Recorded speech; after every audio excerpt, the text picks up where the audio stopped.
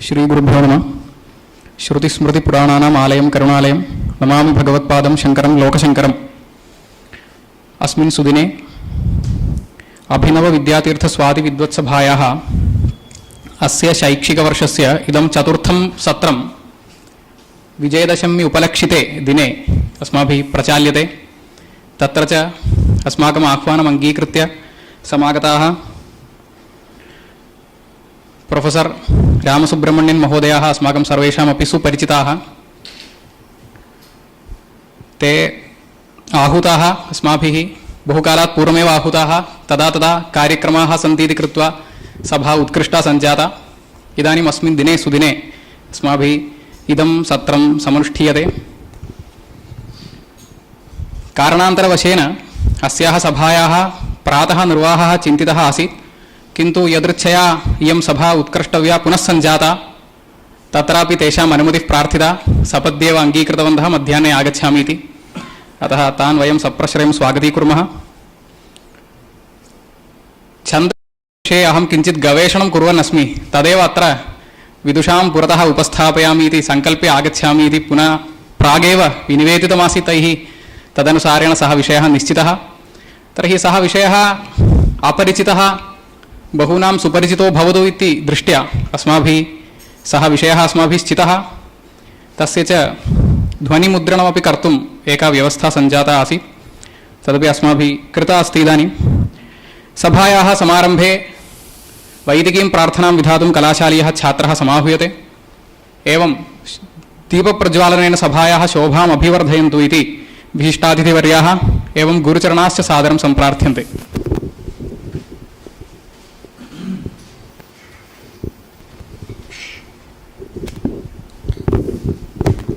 ॐ स्वादिष्ठया मदिष्ठया पवस्वसो मधारया इन्द्राय पादवे सुतः रक्षोहा विश्वचर्षणिः अभियो निमयो हते द्रोणे साधस्थमासदते परिबोधातमो भुवः मंहिष्ठो वृत्रहन्तमः पर्षिराधो मघोनां ये देवेषु निधिमाहम्। ॐ साधुवादाः समर्प्यन्ते। राङ्गवप्रदानेन विशिष्टातिथिवर्यान् सम्मानयन्तु इति गुरुचरणाः सम्प्रार्थ्यन्ते।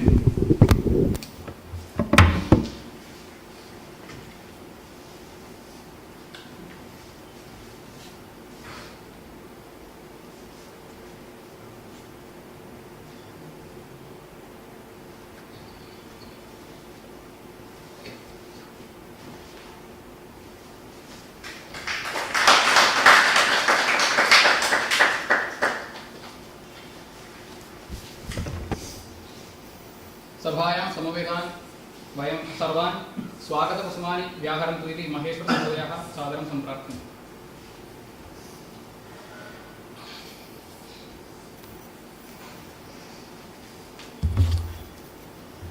श्री गुरुभ्यो नमः।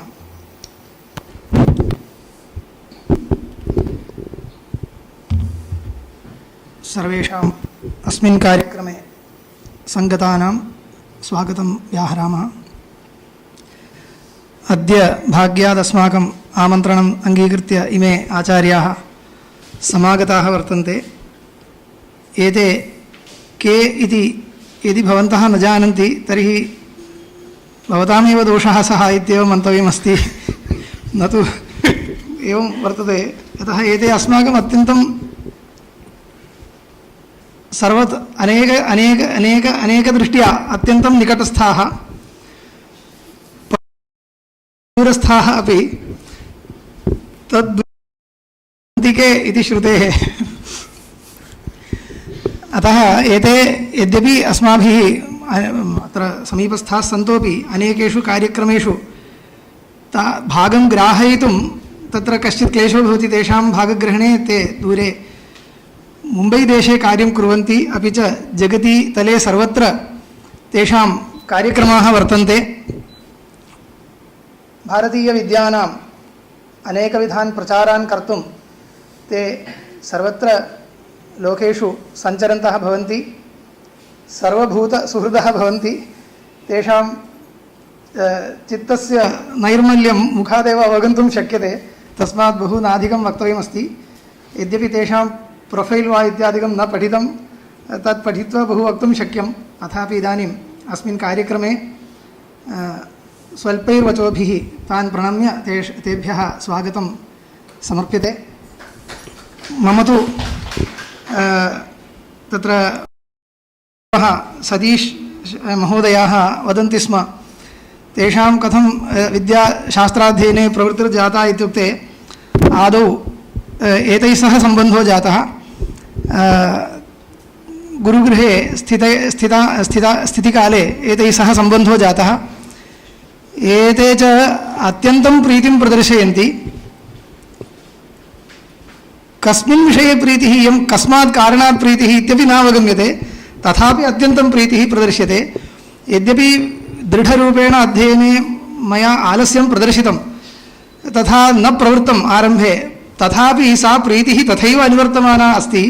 क्रमेण क्रमेण किं जातम् इत्युक्ते अस्याः प्रीतेः उचिता योग्यता मया सम्पादनीया, अन्यथा एवं न स्थातुम् उचितम् इति तथा मया प्रवृत्तम् इति ते असकृत् उक्तवन्तः। तस्मात् तत्तु तैः यदुक्तं तत् सत्यमिति अस्माकं सन्देहो नास्ति। यथा इदानीमपि तथैव भवन्ति। अनेनैव वेषेण सर्वत्र ते सञ्चरन्तः भवन्ति। भारतीयविद्यानां सर्वत्र माहात्म्यस्य घोषणे बद्धश्रद्धाः भवन्ति। तादृशाः महात्मानः अस्माकमपि स्वागतम् उदरीकृत्य अत्र समागताः। विशिष्टम् इमं विषयं प्रस्तोतुम् अत्र समुपविष्टाः सन्ति। ते एतादृशानां विषयाणाम् एवं रीत्या आधुनिकपद्धत्यनुसारं प्रस्तावेपि निपुणाः भवन्ति। सामान्यप्राचीनपद्धत्यनुसारं वाक्यार्थनिरूपणेपि निपुणाः भवन्त्येव। यतः क्रमेण वेदम् अधीत्य शास्त्रं, वेदान्तशास्त्रं पितृचरणानां निकटे एवम् अस्माकं गुरुवर्याणां निकटे सर्वत्र बहुत्र अधीत्य तेनालीपरीक्षाम् उत्तीर्य एवं शृङ्गेरीश्रीचरणानां पुरस्तादपि बहुवारं वाक्यार्थविचारादिकं प्रस्तुतवन्तः सन्ति। तत्र तत्र वाक्यार्थसभास्वपि भागं गृह्णन्ति। एतत् सर्वं मया बहु दूरम् अत्र स्थित्वा वक्तुम् अनुचितमित्येव अहं चिन्तयामि। सर्वेपि भवन्तः एतान् आचार्यवर्यान् जानन्ति एव इति नाधिकं वक्तुम् इच्छामि। तेषां समयः न अस्माभिः अपहर्तव्यः इति तेषां वाचम् एव अग्रे शृणुमः इति तदर्थम्।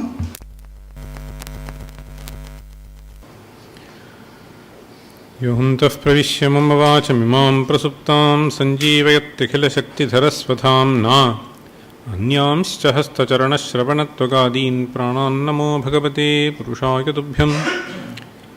यं गुरुं हि स्वयं सत्यः प्रज्ञाभक्तिविनीतयः दीप्तिश्चापि व्रता नित्यं तं गुरुं प्रणमाम्यहम्। सदाशिवसमारम्भां शङ्कराचार्यमध्यमाम् अस्मदाचार्यपर्यन्तां वन्दे गुरुपरम्पराम्।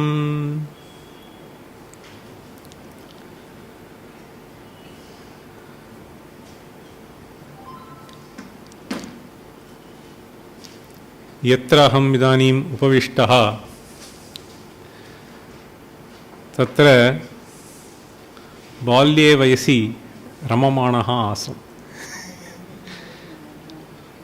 प्रायः अस्मिन्नेव स्थले अस्मत्पितृचरणाः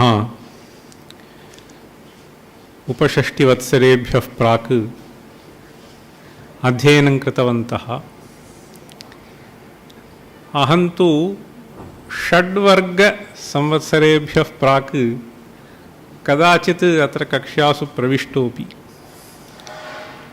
यदा तत्र विवेकानन्दकलाशालायां फ्री पीरियड् इत्युच्यते भवति, तदा अत्रागत्य कदाचित्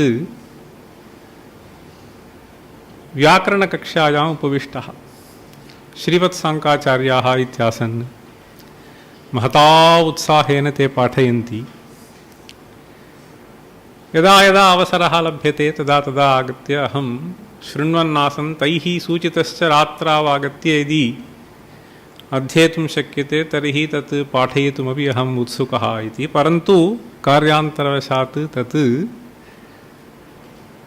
नाभवत् अथापि किञ्चित् श्रुतवान् बाल्ये वयसि अत्र क्रीडितवांश्च अत्र क्रिकेट् इत्यादिकम् इदानीं तादृशं भवनं नासीत् अस्मिन् विद्यालये भणितुम् अवकाशः लब्धः इति सभायाः आयोजकेभ्यः अन्येभ्यश्च मदीयान् धन्यवादान् समर्पयामि अत्र च ये समागताः सन्ति गुरुवर्याः मणिद्राविडमहाशयाः अस्मिन् मित्रमणयः महेश्वरन् इत्यादयः उमापति इत्यादयः ये वर्तन्ते तेभ्यः अपि अन्येभ्यः आचार्येभ्यः अपि मदीयान् नमोवाकान् निवेद्य सम्प्रति छन्दश्शास्त्रविषये किञ्चित् प्रस्तोतुम् अभिलषामि वयं सर्वे जानीमः यत् छन्दश्शास्त्रं कवरेज् वरदा चिन्नद पण्णुमा तत्र वेदाङ्गेषु अन्यतममिदम् इति वयं जानीमः तत्र उपनिषत्स्वेव श्रूयते ऋग्वेदो यजुर्वेदः सामवेदः अथर्ववेदः इतिहासः शिक्षाकल्पो व्याकरणं निरुक्तं छन्दो ज्योतिषमिति इति तत्र पठितेषु तत्र अन्यतमम् इदं भवति अपि च तत्र नारदसनत्कुमारसंवादेपि इदं यद्यपि साक्षान्न सूचितम् अथापि भगवत्पादैः सूचितं तत्र नारदः सनत्कुमारम् उवाच अधीहि भगवः इति तदानीं तैः पृष्टं किमधीत्य समागतः तदुच्यते चेदहम् अग्रे वक्ष्यामि इति सनत्कुमारः अब्रवीत् तदानीं नारदः वदति ऋग्वेदं भगवोऽध्येमि यजुर्वेदम् इत्येवम् उक्त्वा अन्ते नक्षत्रविद्यां सर्पदेवजनविद्याम् एतद्भगवोऽध्येमि इति उत्तरम् अब्रवीन् नारदः तदानीं तत्र साक्षात् यद्यपि छन्दश्शास्त्रस्य उल्लेखः नास्ति अथापि भगवत्पादाः वदन्ति गन्धयुक्तिनृत्तगीतवाद्यादि इत्येवं वाद्यशिल्पादि इत्यत्र आदिपदेन एतद्ग्राह्यमिति भाति कदा इदं रचितं पिङ्गळाचार्यैः इत्यत्र एते ये अध्ययनं कुर्वन्ति ते शास्त्रकाराः वदन्ति प्रायः 3rd सेञ्चुरी BCE इत्युच्यते तदानीम् एतद् रचितम् इति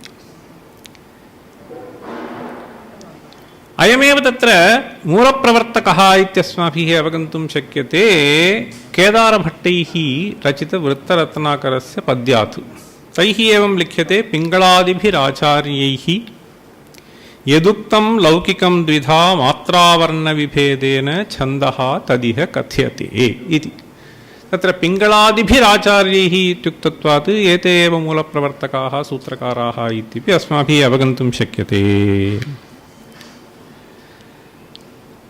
इदं शास्त्रं कीदृशं वर्तते इत्युक्तौ छन्दश्शास्त्रमपि अस्माभिः अष्टाध्यायी इति वक्तुं शक्यते यतोहि 8 अध्यायाः अत्र भवन्ति अपि च सूत्रगणनायां प्रायः 8,300 सूत्राणि वर्तन्ते तत्र 8 अध्यायेषु कथं विभक्तम् इत्यपि मया अत्र सूचितमस्ति प्रथमे च अध्याये 15 सूत्राणि भवन्ति द्वितीये 16 इत्येवं रूपेण गत्वा अन्ततः 8मे च अध्याये 35 सूत्राणि भवन्ति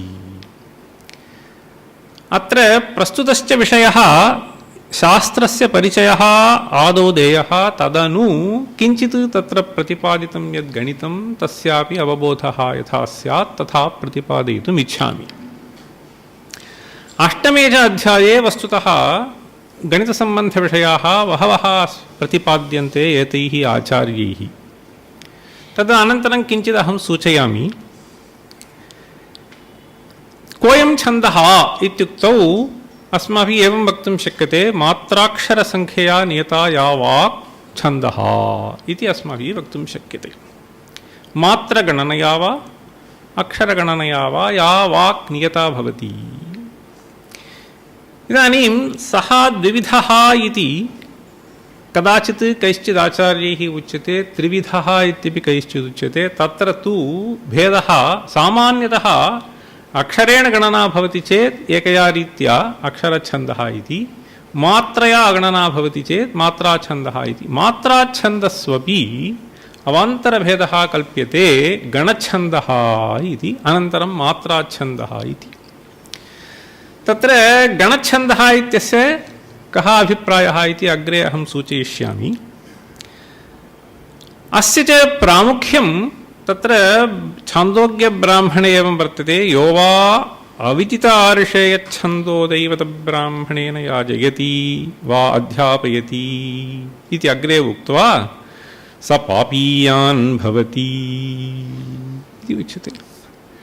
इति तत्र छन्दसः अवगमार्थं प्रयत्नः अवश्यं विधेयः इति इदं वाक्यम् अस्मभ्यं सूचयति। छन्दशास्त्रस्य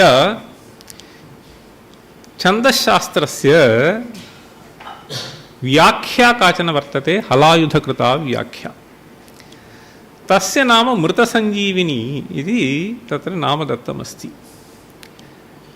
तेन व्याख्यानेन विना स्पष्टम् अस्माभिः अवबोद्धुं न शक्यते इत्येव भाति। इदमपि शैली अपि या वर्तते सापि अत्यन्तं प्राचीना, यथा पाणिनिना कृतं तथैव इति भाति।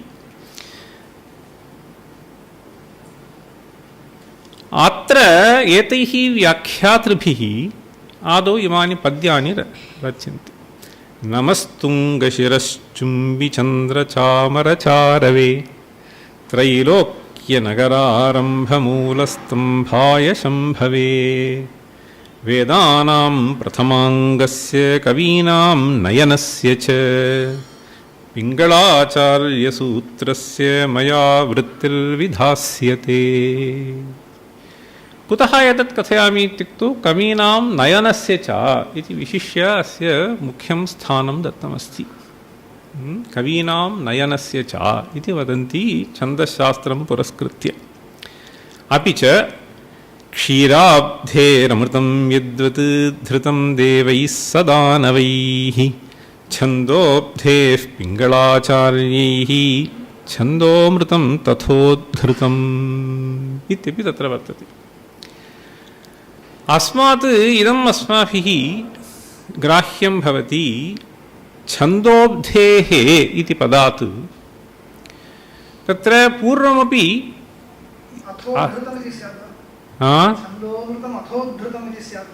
स्यात् तत्र क्लेशः भवति मया अवगम्यते। तत्र वस्तुतः छन्दोमृतं तथोद्धृतम्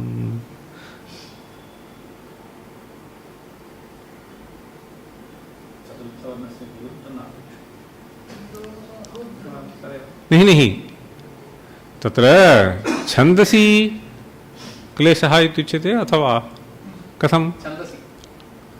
नहीं कथं तत्तु वस्तुतः नास्ति।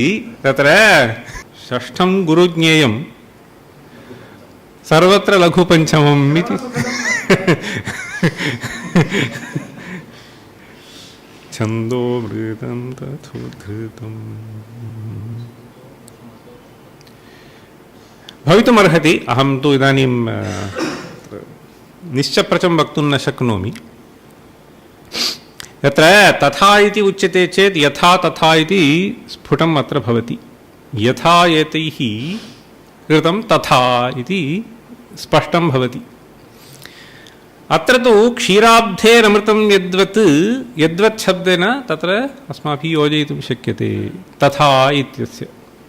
यद्वत् एतैः कृतं क्षीराब्धेः अमृतम् उद्धृतं तद्वत् इति बोधयितुं। तत्र अब्धेः उद्धृतम् इति अयम् अभिप्रायः तत्र बहुभिः आचार्यैः क्रियते।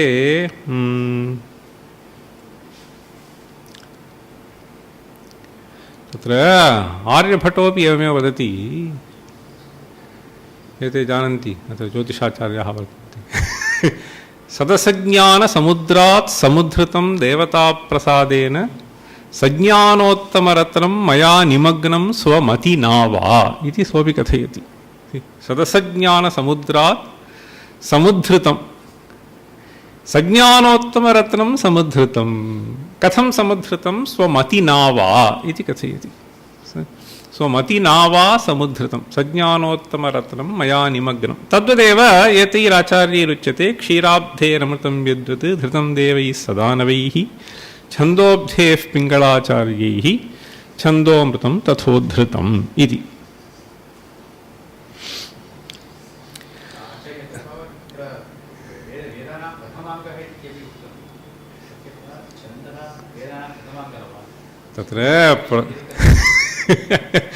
तत्र प्रथमाङ्गः इति तत्र प्राथम्यं तैस्तैः भिन्नभिन्नया रीत्या वक्तुं शक्यते।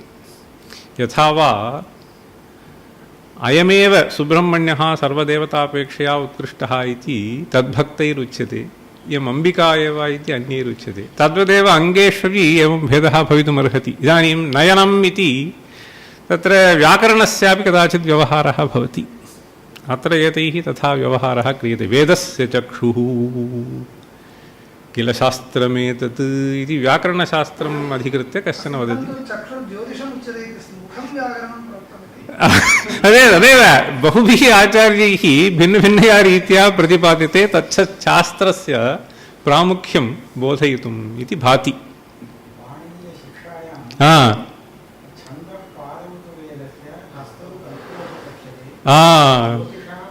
चक्षुः एवम् एवम् एवं मुखं व्याकरणं स्मृतम् एवं छन्दः पादौ तु वेदस्य इति। एवं सत्यं नास्ति नास्ति नास्ति नास्ति एवम् एवम् एवं सत्यं सत्यं सत्यम्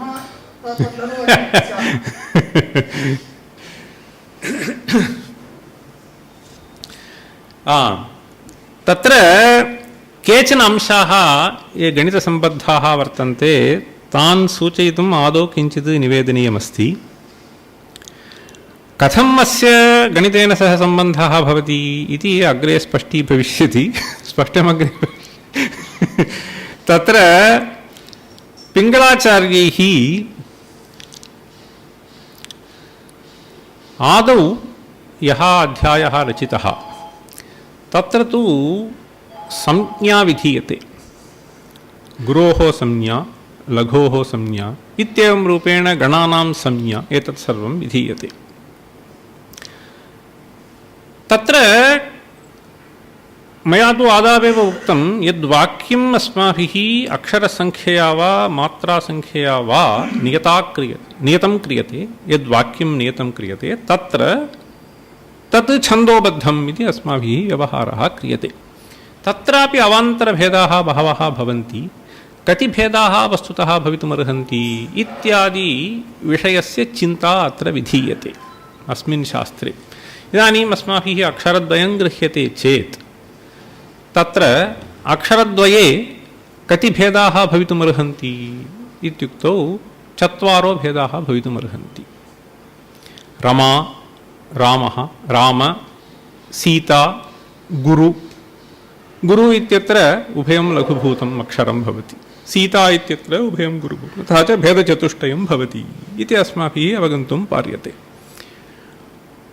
मात्रामुद्दिश्य यदि पश्यामः तर्हि सीता इत्यत्र मात्राभेदः इति प्रकारान्तरेण अस्माभिः तच्चिन्त्यं भवति।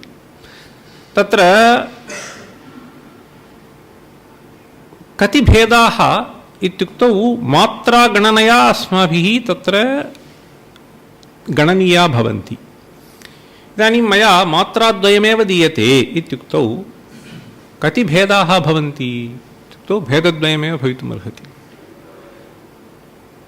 गुरुः इति वा भवितुमर्हति मात्राद्वयम्, अथवा लघुद्वयं वा पुरस्कृत्य मात्राद्वयं भवति खलु।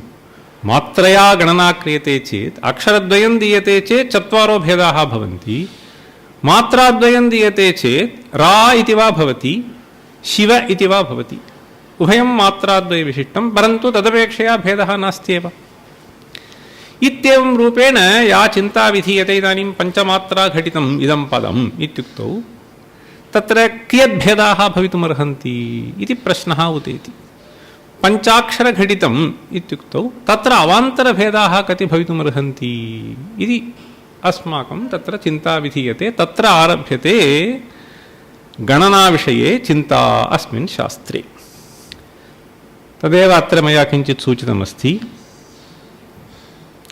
वस्तुतः गणितविषये सर्वत्र भवति न केवलम् अस्मिन्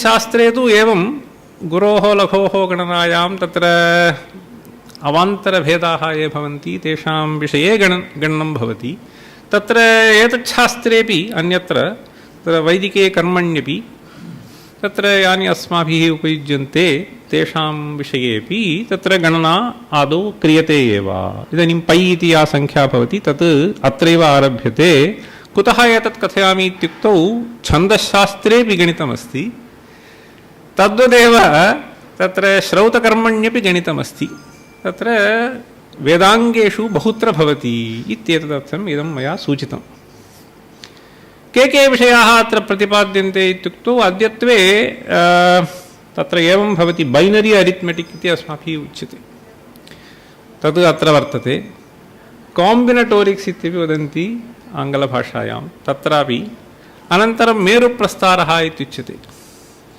पास्कल्स् ट्रयाङ्गल् इति नाम्ना व्यवहारः तदपि अत्रैव दृश्यते अपि च फिबोनाची सीक्वेन्स् इत्यपि कथयन्ति 1 1 + 1 2 अनन्तरं एवं रूपेण तत् सर्वम् अग्रे किञ्चित् यदि शक्यते प्रदर्शयामि तत् एते सर्वे विषयाः अत्र प्रतिपादिताः भवन्ति तत्र कश्चन कविः आह महावीराचार्यः इति कश्चन आसीत् 9मे शताब्दे सः कथयति लौकिके वैदिके चापि तथा सामयिकेऽपि यः व्यापारस्तत्र सर्वत्र संख्यानमुपयुज्यते कामतन्त्रे अर्थशास्त्रे गान्धर्वे नाटकेऽपि च सूपशास्त्रे तथा वैद्ये वास्तुविद्यादिवस्तुषु छन्दोऽलङ्कारकाव्येषु तर्कव्याकरणादिषु कलागुणेषु सर्वेषु प्रस्तुतं गणितं परम् बहुभिर्विप्रलापैः किं त्रैलोक्ये सचराचरे यत्किञ्चिद्वस्तु तत्सर्वं गणितेन विना नहि इति अन्ततो गत्वा समापयति तत्र छन्दश्शास्त्रे कीदृशं भवति इति अहं किञ्चित् अन्ततो गत्वा अहं प्रतिपादयितुम् इच्छामि तदर्थमेव इदम् उद्धृतं तावदेव मया इदानीं चित्ररूपेण एतत् प्रदर्शितमस्ति बीट्स् इति मात्राशब्दः अस्माभिः आङ्ग्लभाषायाम् उच्यते बीट्स् इति बीट् इति नाम्ना व्यवहारः एकमेव दास्यामि चेत् भेदः एक एव वस्तुतः नास्त्येव अतः एकम् इति उच्यते द्वयं भवति चेत् लघुः लघुः गुरुः इति त्रयं भवति चेत् तत्र लघुत्रयं गुरुः लघुः लघुः गुरुः इति त्रिधा भेदः भवति चतुष्टयं दास्यामि चेत् मात्रा चतुष्टयं तत्र पञ्चभेदाः भवन्ति मात्रा षट्कं मया दीयते चेत् कति भवति कति भेदाः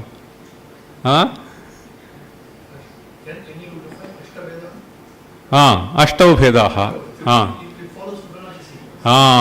फालोस् फिबोनाची सीक्वेन्स् अत्र पश्यतु तत्र पूर्वं या संख्या वर्तते तया संख्या तदुत्तरसंख्या योज्यते चेत् तदुत्तरसंख्या लभ्यते इत्येवं रूपेण गच्छति वस्तुतः तत्र पैनापल् इति पश्यामः तत्रापि एवं भवति so if you start counting तथा भवति तत्र केषुचित् पुष्पेषु एवं भवति एवं रूपेण प्रकृत्या एव एषा पद्धतिः अवगन्तुं शक्यते वस्तुतः अत्र छन्दश्शास्त्रे मात्राविषये एवं भवति इति एतत् सर्वं किञ्चित् आचार्यैः पूर्वम् अत्र सूचितमस्ति।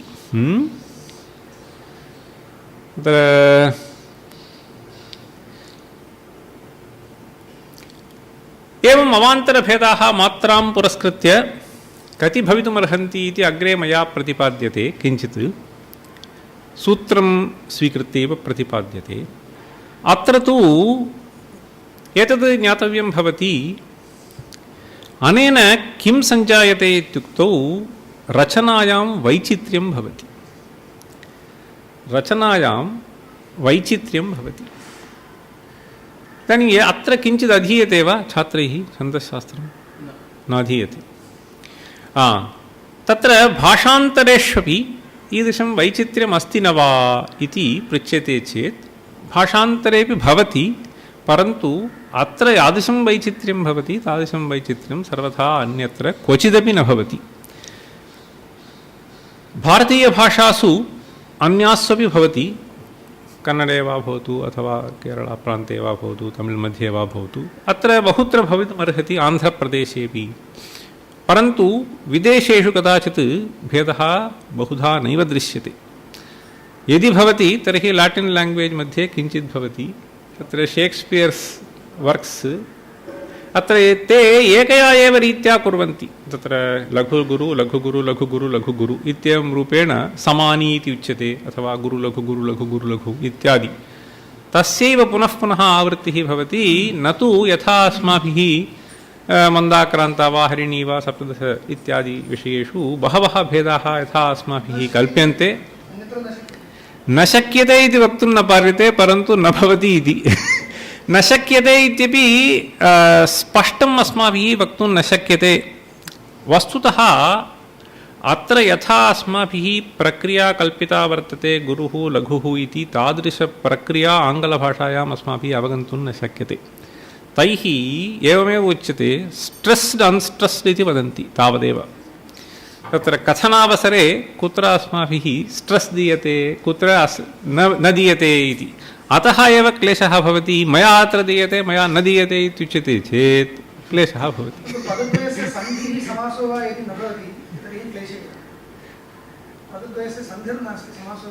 तत्र सन्धिः समासः इति तत्र एतैः तथा चिन्तना न कृता इत्येव अहं वच्मि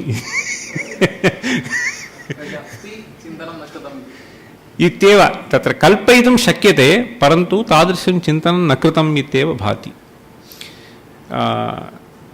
यथा अस्माभिः तत्र क्रियापदात् नामपदं गृह्यते, तथा तत्रापि अस्माभिः चिन्तयितुं शक्यते। तथा भवत्येव। कैल्कुलेट्स् इति कैल्कुलेटर्, कम्प्यूट्स् इति कम्प्यूटर् इत्येवं रूपेण अस्माभिः कल्पयितुं शक्यते निष्पत्तिः।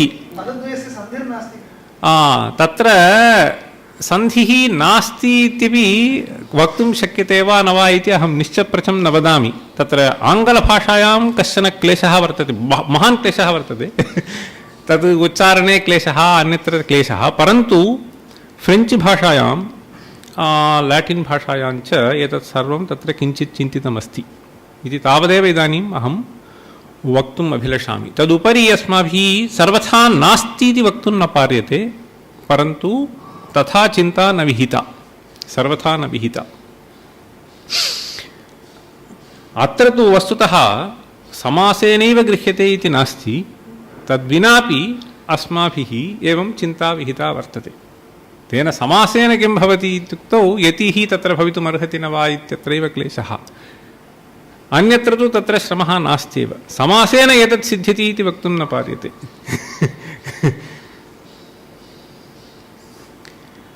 अत्र एकमेव पद्यम् आदौ किञ्चित् कथयामि। एतत् रमणीयमासीत् पद्यं, व्याख्यायां क्वचित् दृष्टम्। इदानीम् अहम् अक्षरद्वयं पुरस्कृत्य भेदचतुष्टयम् उक्तवान्। अक्षरत्रयं भवति चेत् 8 भेदाः भवितुमर्हन्ति, 2 to the power 3 इति उच्यते। तत्र अक्षरचतुष्टयं गृह्यते चेत् 16 भेदाः भवन्ति। 2 भेदचतुष्टयं, 3 2 to the power 3 एवं रूपेण अक्षरच्छन्दसि भवति। इदानीं कश्चन प्रश्नः एतैः आचार्यैः चिन्तितः वर्तते। इदानीं यदि शास्त्रं पश्यामः, छन्दश्शास्त्रं स्वीकृत्यैव पिङ्गळाचार्यैः यद्रचितं तदारभ्य अग्रे वृत्तरत्नाकरादिष्वपि तत्र एकाक्षरछन्दः इत्यारभ्य तदनन्तरं 26पर्यन्तं एतैः क्रियते। तदुत्तरं यद्भवति तत्सर्वं दण्डकम् इत्येवं रूपेण एते वदन्ति। तत्र एकाक्षरछन्दसि भेदद्वयं भवितुमर्हति, लघुर्वा गुरुर्वा इति।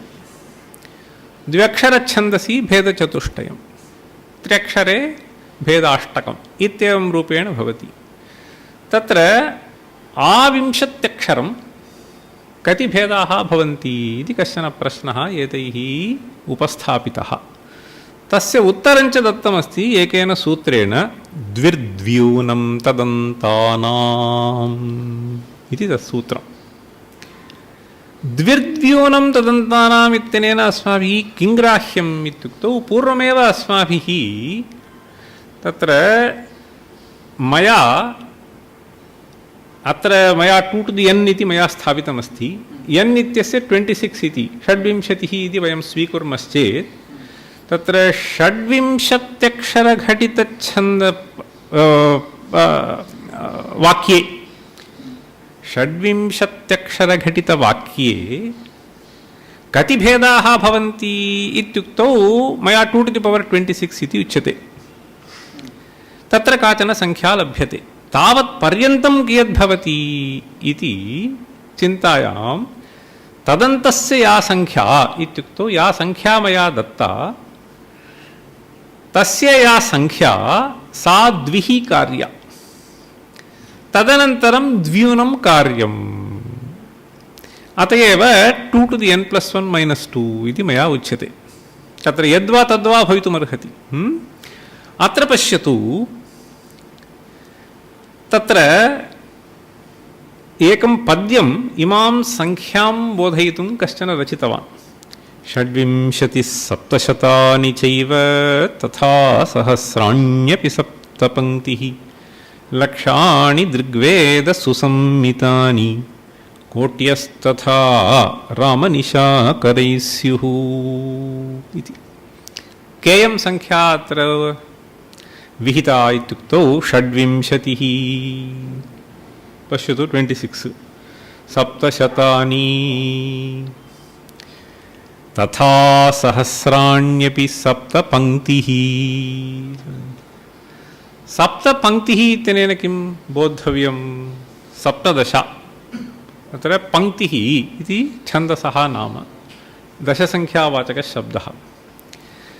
एवं लक्षाणि कति? दृग्वेद इति उच्यते। दृक् शब्देन संख्याद्वयं, वेदशब्देन च संख्याचतुष्टयम्।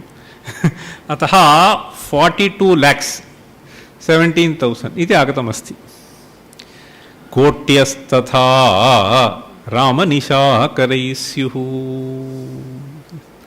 रामनिशाकरैः इत्युक्तौ रामशब्दस्य त्रिसङ्ख्यावाचकत्वं, निशाकरः चन्द्रः, अतः एकसङ्ख्या, तथा च 13,42,17,726 इति संख्या लभ्यते।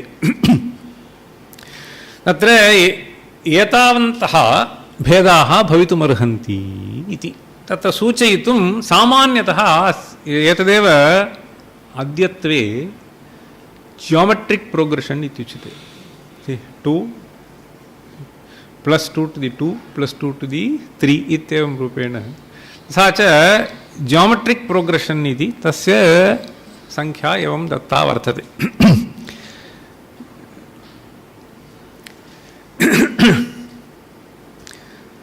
तत्र किञ्चिदिव वृत्तरत्नाकरात्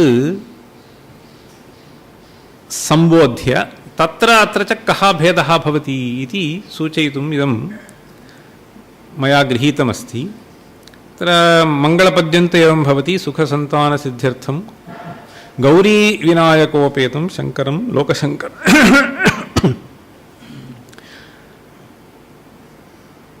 तत्र तत्र पश्यतु लक्ष्यलक्षणसंयुतम् इति एकं पदं प्रयुक्तमस्ति। लक्ष्यलक्षणसंयुतम् इति तत्र यस्य वृत्तस्य लक्षणं दीयते तेनैव छन्दसा तद्रचितं भवति। मन्दाक्रान्ताम्बुधिरसनगैः मोहनौ तद्गुरु चेत् इत्येवं रूपेण तस्मिन्नेव तस्य लक्षणं वदन्ति। परन्तु अस्मिन् शास्त्रे तु तथा न भवति, सूत्रात्मकम् इदं भवति। तैः प्रकारान्तरेण वृत्तरत्नाकरं नाम बालानां सुखबुद्धये। अपि च एते कथयन्ति पिङ्गलादिभिराचार्यैः यदुक्तं लौकिकं द्विधात् मात्रावर्णविभेदेन छन्दस्तदिह कथ्यते। अपि च षडध्यायनिबद्धस्य छन्दसोऽस्य परिस्फुटं प्रमाणमपि विज्ञेयं 37+100 इति तावत्सु परिमितं एतद् रचितमस्ति एतैः अयं ग्रन्थः। इदानीं छन्दशास्त्रे कथं सूत्राणि भवन्ति इति पश्यन्तु। तत्र तु प्रायः तत्र वृत्तेष्वेव सम्यक् रचितमस्ति सर्वं तत्र वृत्तरत्नाकरे।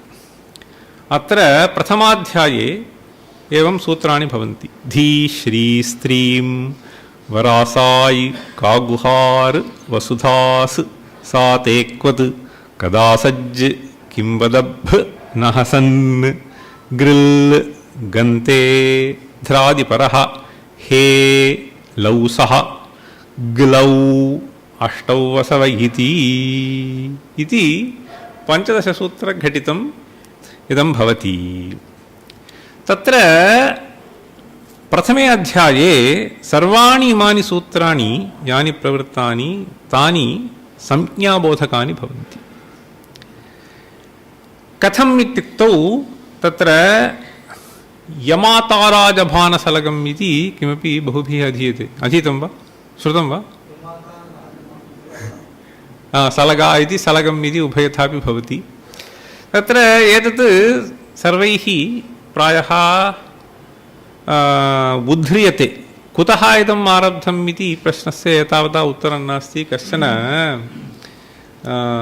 विशिष्टकम्प्यूटर्ज्ञः कश्चन अपृच्छति इमं प्रश्नं बहोः कालात् प्राक्, प्रायः 20 वर्षेभ्यः प्राग् वा 15 वर्षेभ्यः प्राग् वा सः अपृच्छत् अस्मान् यमाताराजभानसलगम् इति कुत्रत्यमिदं वाक्यम् इति। कुतः इत्युक्तौ अत्र तत्र काम्बिनेटोरिक्स् बहु वर्तते।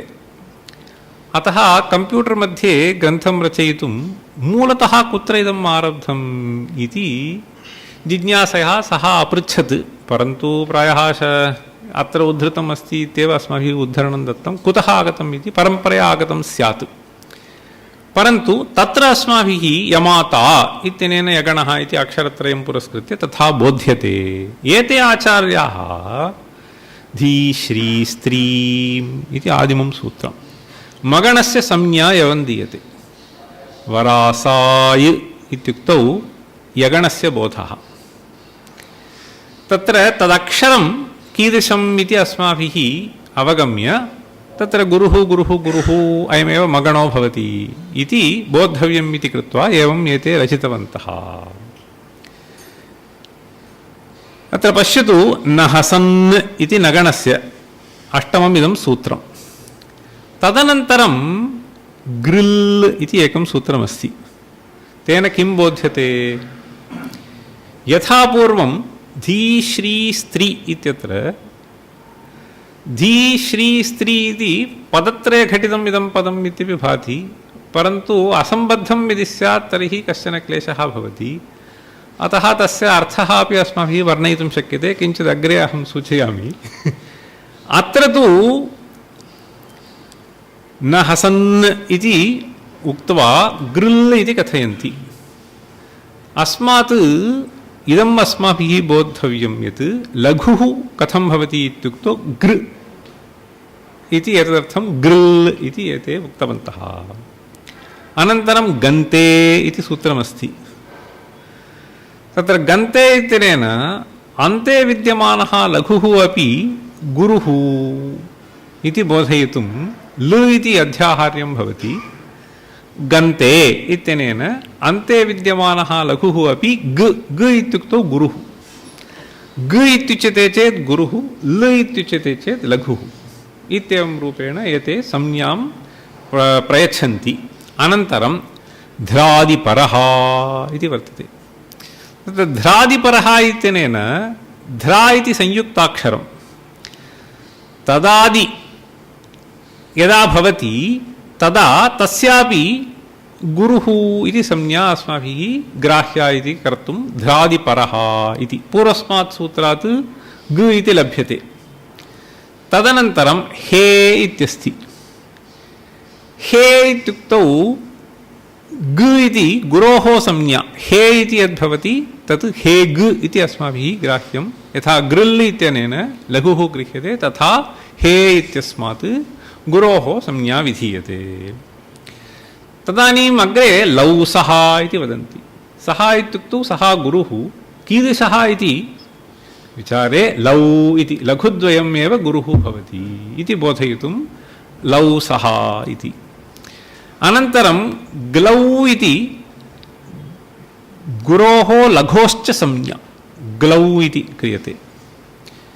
अष्टौ वसवयति इति अन्तिमं सूत्रं यद्वर्तते तत् इदं बोधयितुं प्रवृत्तम्। अस्मिन् शास्त्रे तत्र संख्यां बोधयितुं तत्र भूतसंख्या अस्माभिः आद्रियते इति बोधयितुम् अष्टौ वसवः इति।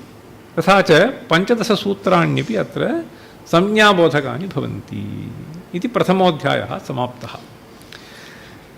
द्वितीये च अध्याये छन्दः इति एतत् अधिकारसूत्रम् आन्तं गच्छति इति। तदनन्तरं गायत्री, दैव्यकम्, आसुरी पञ्चदशा इति। अस्य इदानीं भेदम् इदानीम् अहं न विवृणोमि, परन्तु इदमपि रमणीयमस्ति। नूतनतया बहवः विषयाः अत्र अस्माभिः अधीताः। कुतः एतद् आरब्धं शास्त्रम् इत्युक्तौ मया एवं चिन्त्यते, वाग् या वर्तते स्वतः प्रवृत्ता वाक् तत्र जिज्ञासा उत्पन्ना स्यात्। इदानीं तत्र वेदेपि नमस्ते रुद्रमन्यव उतोतैषवे नमः, नमस्ते अस्तु सन्वने बाहुभ्यामुदते नमः इत्युच्यते चेत् तत्र षोडशाक्षराणि भवन्ति, अत्रापि षोडशाक्षराणि भवन्ति। तथा च तत्र प्रथमं तत्र अनुष्टुप् छन्दसि रचितम् इति स्पष्टं प्रतिपद्यते। एवमेव अहं रुद्रेभिर्वसुभिश्चरामि इत्येवं रूपेण तत्र या वाग् वर्तते वैदिकी वाक् तत्र कीदृशः तत्र भेदः अस्माभिः अवगन्तुं शक्यते इति तत्र विचारणायाम् एतत् सर्वं प्रवृत्तम् इति भाति। तत्र वैदिकवाचः विवेचने आरब्धमिदं शास्त्रम् इति स्पष्टं भाति। तदर्थमेव एतत् किञ्चित् अत्र सूचितं भवतु। इदानीं कुत्र एषा संज्ञा या विहिता कुत्र उपयुज्यते इति प्रदर्शयितुं तत्र सूत्रद्वयं मया अत्र उद्धृतमस्ति। अत्र पश्यतु, विद्युन्माला मौगौ इति वदन्ति। विद्युन्माला इति अनुष्टुप् छन्दसि अवान्तरभेदः कश्चन। तत्र कथं भवति इत्युक्तौ सर्वे गुरवः यदा भवन्ति तदानीं विद्युन्माला इत्युच्यते। तत्र छन्दशास्त्रे वृत्तरत्नाकरे इति मन्ये मोमो गोगो विद्युन्माला इति वदन्ति। मोमो गोगो विद्युन्माला, मगणः मगणः, गुरुः गुरुः, एवं विद्युन्माला भवति इति तेनैव वृत्तेन रचितमस्ति। एतैः विद्युन्माला मौगौ इति उच्यते। अनन्तरं भुजङ्गप्रयातं यः इति अन्यत्र सूत्रं। यः इत्युक्तौ केवलं यगणघटितः। सो यगणचतुष्टयं यत्र भवति तत्र यः इति कथनेन कथम् अवगम्यते इत्युक्तौ एका प्रक्रिया एतैः आदृता वर्तते। तस्यां प्रक्रियायां 12 अक्षराणि यदा भवन्ति तदैव अस्य प्रसारः भवति इति कृत्वा तत्र यगणचतुष्टयेन इदं भुजङ्गप्रयातं निर्वृत्तम् इति अवगन्तुं शक्यते। एवं रूपेण एते कथयन्ति। अनन्तरं मया व्याख्यायां किञ्चित् कुतः एतैः एवं कल्पना कृता, धी श्री स्त्री इति कुतः एतैः कृता, अत्र कश्चन अर्थो भवितुमर्हति न वा इति चिन्तयितुं किञ्चित् अवलोकितम्।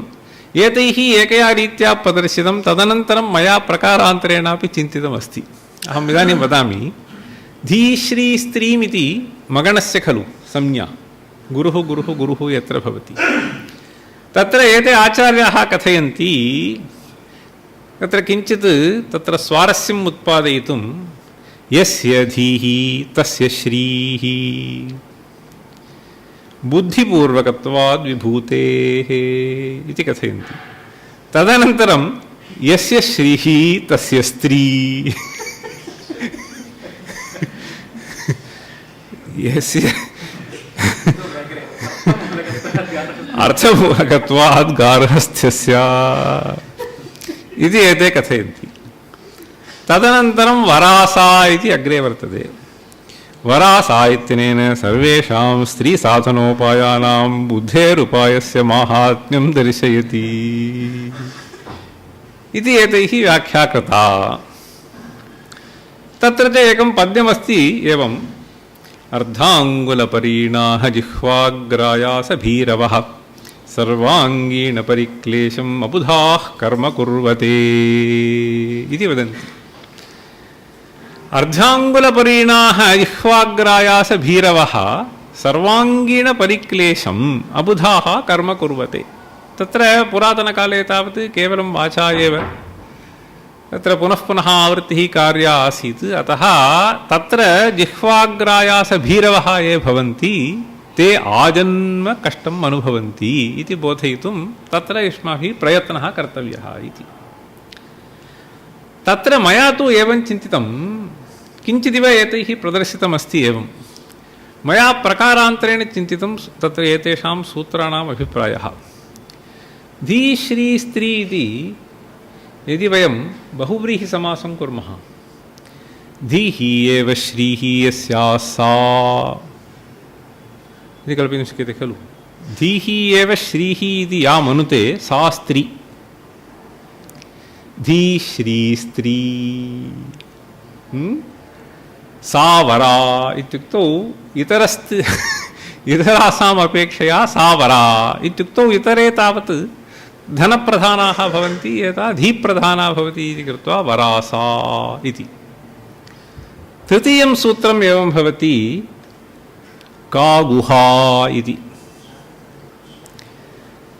गुहा इत्युक्तौ वासस्थानम् इति स्वीकुर्मः एते अयं कश्चन पृच्छति तादृशस्त्री कुत्र लभ्यते कुत्र वसति का गुहा इति अस्माभिः प्रष्टुं शक्यते तदानीं गुरुः वदेत् वसुधा अत्रैव उपलभ्यते न तु अन्यत्र इति सः उत्तरं ब्रूयात् इति स्वीकुर्मः अनन्तरम् अयं प्रष्टुं शक्नोति मम का सा लभ्यते वा इति चिन्तयामः तदानीं गुरुः आह सा ते कथं तव लभ्यते सा ते क्व लभ्यते त्वं तु मूढः इति सा ते क्व इति अस्माभिः कल्पयितुं शक्यते नहि अहं मूढः न भवामि अहम् अध्येमि इति अयं छात्रः उत्साहेन वदति अध्ययने कृते कदा सा लभ्यते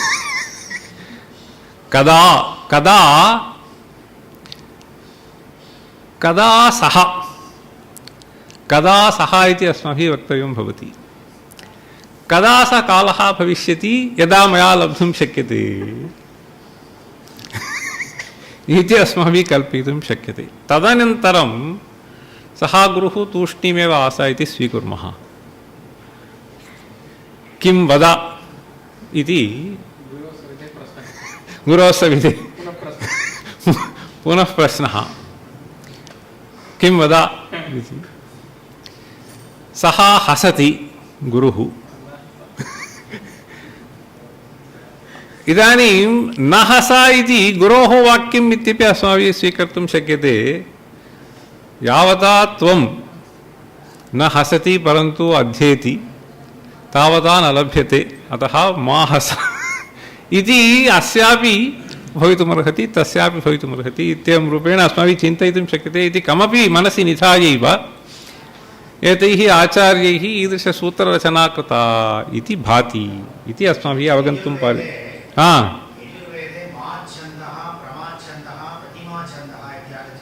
आगच्छति आगच्छति। तत्र एकाक्षरघटितं छन्दः, द्व्यक्षरघटितं छन्दः, त्र्यक्षरघटितं छन्दः इति एकाक्षरादारभ्य मा प्रमा प्रतिमा इति तेषाम् उल्लेखः कृतः। एवम् आरभ्य तत्र अत एव वैदिकच्छन्दः कश्चन भवति, लौकिकच्छन्दः अपरो भवति। वैदिके छन्दसि अस्माभिः तत्र गुरुलघु इति यो भेदः अस्माभिः कल्प्यते तस्य गणना न भवति, केवलम् अक्षरमात्रस्य गणना भवति। तत्र गुरुर्वा लघुर्वा इति अवान्तरभेदाः ये अस्माभिः अत्र चिन्त्यन्ते ते तत्र न अस्माभिः गण्यते, केवलम् अक्षरमात्रगणनया भवति। तत्रापि बहवः भेदाः भवन्ति। द्वितीये च अध्याये सम्पूर्णतः तदेव एतैः विचारितम् अस्ति। तत्र इदानीम् अहं न प्रविशामि। विशिष्य आर्याविषये किञ्चित् अहं सूचयितुम् उद्युक्तः आसम्।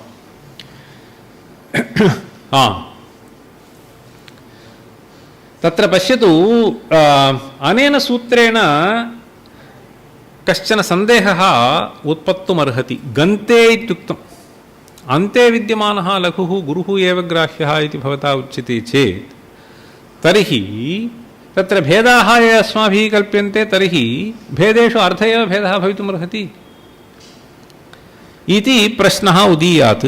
तदर्थम् एते कथयन्ति, एते एव प्रश्नं कुर्वन्ति।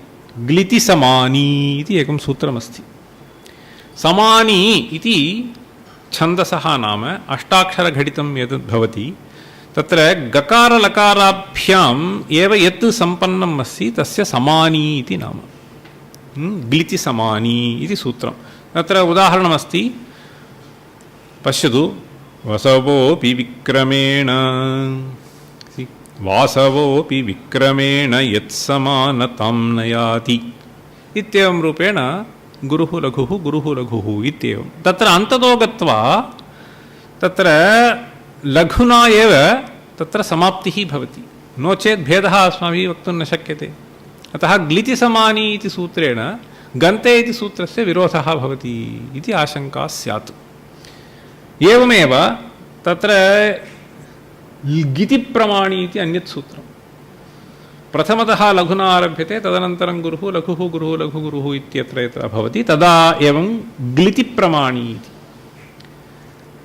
अन्यदपि एकं सूत्रमस्ति, तत्र अस्य गीत्यार्या इति नाम। गीत्यार्या, गीत्यार्या इत्यस्य एतदेव उदाहरणं। सर्वं लघु। तत्र पश्यतु, षोडश षोडश षोडश षोडश रमणीयमस्ति एतत् पद्यमपि। मदकलखगकुलकलरवमुखरिणि विकसितसरसिजपरिमलसुरभिणि गिरिवरपरिसरसरसि महति खलु रतिरतिशयमिह मम हृदि विलसति। सर्वं लघु। सर्वं लघु। सो प्रतिपादं तत्र षोडशाक्षराणि सर्वं लघु पुरस्कृत्य एवं रचितमस्ति। रमणीयमपि अस्ति। इदानीं ग्लितिसमानी इत्यादीनां पदान्ते वर्तमानस्य ह्रस्वस्य गुरुत्वं न दृश्यते, नैष दोषः। गन्ते इति सूत्रं पुरस्कृत्य प्रश्नं पृच्छति। सर्वत्र पदान्ते वर्तमानस्य ह्रस्वस्य गुरुत्वम् उत्सर्गसिद्धं, तच्च लकारश्रुत्यापवादेन बाध्यते। ग्लितिसमानी गीत्यार्यालः। गीत्यार्या मया किमुक्तं? गीत्यार्या इत्येव खलु उक्तं खलु?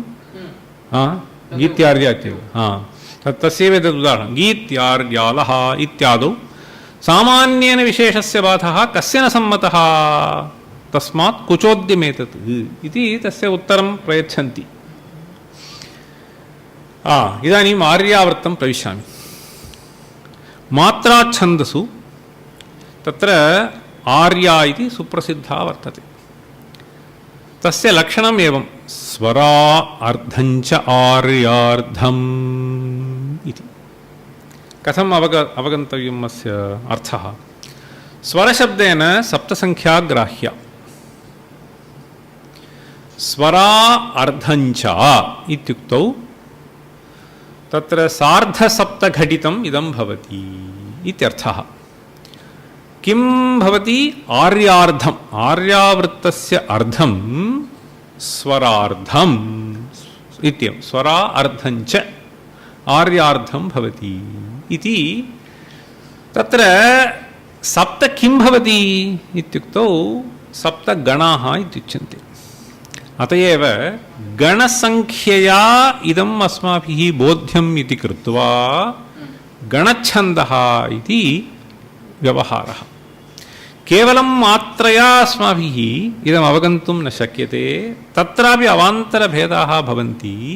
एतादृशगणैर्भाव्यम् इति बहवो नियमाः तत्र वर्तन्ते। आर्याच्छन्दसि इति कृत्वा एवं लक्षणं तत्र दत्तमस्ति, स्वरा अर्धञ्च आर्यार्धम् इति।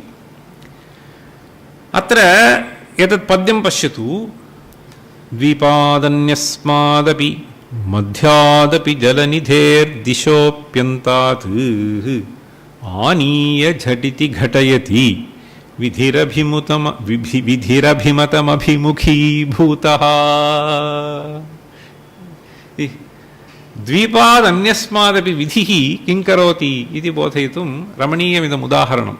द्वीपादन्यस्मादपि मध्यादपि जलनिधेः दिशोऽप्यन्तात् आनीय झटिति घटयति। रामायणेपि द्रष्टुं शक्यते खलु। कीदृशी प्रीतिः आसीत् कैकेय्याः रामविषये। झटिति विधिः घटयति आनीय झटिति घटयति विधिरभिमुखीभूतः।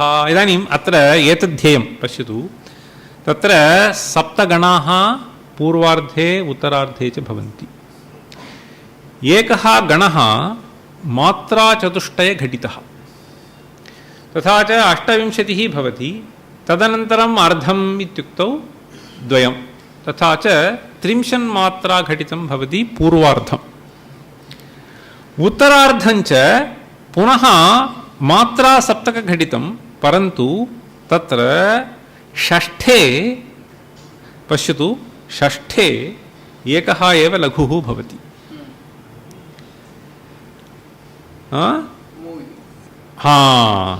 मु इति तत्र एवम् अस्माभिः गणसङ्ख्याग्राह्या भवति आर्यायाम्। तत्र इतोपि नियमाः भवन्ति। तत्र गणेषु कियान् भेदः भवितुमर्हति? इदानीं मात्राचतुष्टयघटितं यः मात्राचतुष्टयघटितः शब्दराशिः एको गणः इत्युच्यते चेत् तत्र कति भेदाः भवन्ति? मात्राचतुष्टयघटितशब्दराशिः एको गणः षट् भवति वा? मात्राचतुष्टयमेव। इदानीं पश्यतु, मात्राचतुष्टयम् अहं वदामि। विलसति, विलसति इत्यत्र कति मात्राः? चतुष्टयम्। सीता इत्यत्र चतुष्टयम्। मध्ये तत्र गुरुद्वयम् एकं भवति, लघुचतुष्टयघटितम् एकं भवति। मध्ये किं किं भवितुमर्हति? एकः गुरुः लघुद्वयञ्च भवितुमर्हति खलु। एकः गुरुः लघुद्वयञ्च भवितुमर्हति। तत्र गुरुः आदौ भवितुमर्हति, गुरुः मध्ये भवितुमर्हति, गुरुः अन्ते भवितुमर्हति। तथा च कति भेदाः भवन्ति? पञ्चभेदाः भवन्ति। पञ्चभेदाः भवन्ति। वस्तुतः एकं सूत्रमपि एतैः रचितमस्ति। गौः गन्तमध्यादिर्लश्च इति एकं सूत्रमस्ति। गौ गन्तमध्यादिर्लश्च इति। गौ इत्यनेन गुरुद्वयं, गन्तमध्यादिः गन्तमध्यादिः, अनन्तरं लघुद्वयं लघुचतुष्टयं बोधयितुं ल इति। नगणः लघुश्च न्लश्च इति एकं सूत्रं। तथा च मात्राचतुष्टयघटितगणस्य पञ्चभेदाः भवितुमर्हन्ति। एतत् मनसि स्थापनीयम्। आर्यागतभेदाः कति भवन्ति इति प्रश्ने कृते महती काचन संख्या लभ्यते। तत्र पश्यतु, द्वीपादन्यस्मादपि, तत्र प्रथमो गणः गुरुद्वयघटितः, द्वितीयश्च तथा, तृतीयः एवं, चतुर्थः एवम् इति अत्र भेदः अस्माभिः दर्शितः। पश्यतु, तत्र षष्ठः, अत्र द्वितीय अर्धे षष्ठो गणः लघुः भवति। तत्र प्रथमे च अर्धे तत्र षष्ठः गणः जगणः भवति।